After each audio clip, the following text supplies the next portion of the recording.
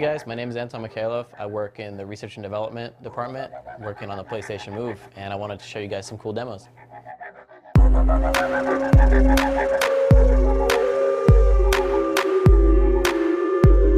Alright, so this first demo just shows you the raw data coming out of the Move. So you can see all the 3D tracking, all the angles, and I'll do some stress tests so you guys can see exactly, it can keep up with me even though I'll move very quickly. If I move very slowly and precisely, it can also sense all those motions. So we call this a high dynamic range tracker because it can work over large speeds or also very precisely over small speeds. As you can see, I can capture any kind of motion that I want. So I can sort of juke around and hit him from the top, or I can slice from the left or the right. What's interesting is, for kind of like a hardcore sword fighting game, you can actually use the T button to vary the strength of the grip. So I used to do fencing, and it's very important to keep your wrists sort of flexible during parts, but also to tense it during other parts. I'm actually using the T button on the back to spout flames from my fingers. And I can actually take this and create a very tight, small fireball and toss it, or I can make a big area of effect fireball, just kind of throw that. Traditionally, motion games have been that you replace an action with a gesture. So you're still doing button presses in the end. You're kind of, instead of pressing X to jump or pressing X to attack, you just swing an arm in a specific way to attack. But here the big distinction is that you can now do way more different kinds of attacks, so you get a lot more expressivity in your motions. It's not just about now using your body to control the game. This is about actually giving more input to the game. Here I'm using the Move with my right hand to control a cursor on the screen.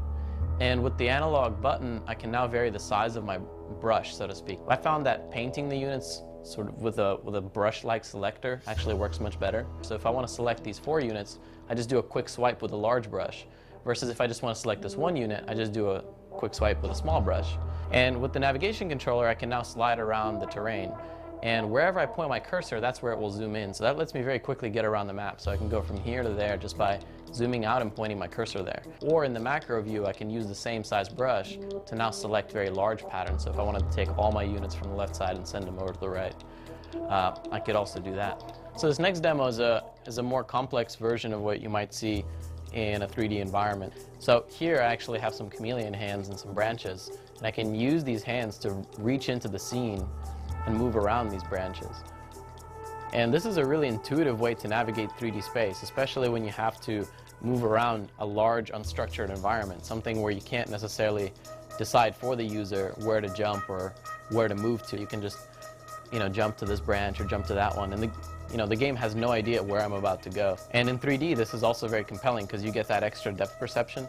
Since the Move tracks in 3D, it's going to be a very powerful combination to combine this with a 3D display.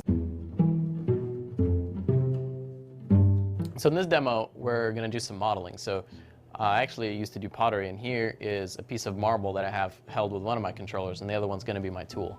So I can do these kind of complex swirly gestures, or I can spin it really quickly, so that way I can actually make something a little bit more coherent. So, and I can go in and I can actually now start painting it. If you've ever kind of hated playing around with sliders in RPGs and just wanted to make your own custom guy, imagine putting that on top of your avatar. This next demo is sort of a futuristic interface you might consider, where I can use the controllers in sort of multi-touch way to create windows, and I can use them to move them around.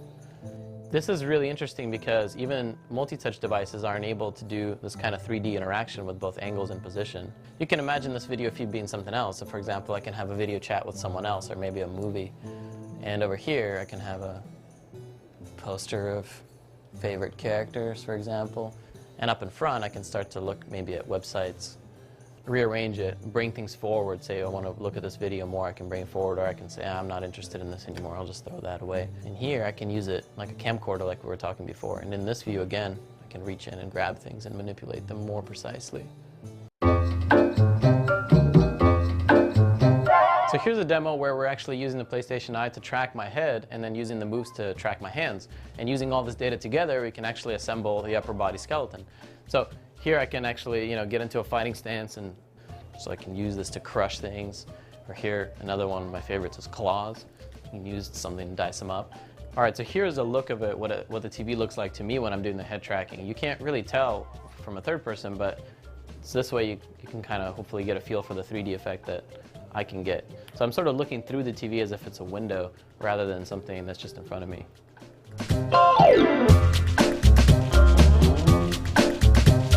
So I hope you enjoyed the demos and you can get a feel for what's possible with the PlayStation Move and what you can expect from future games.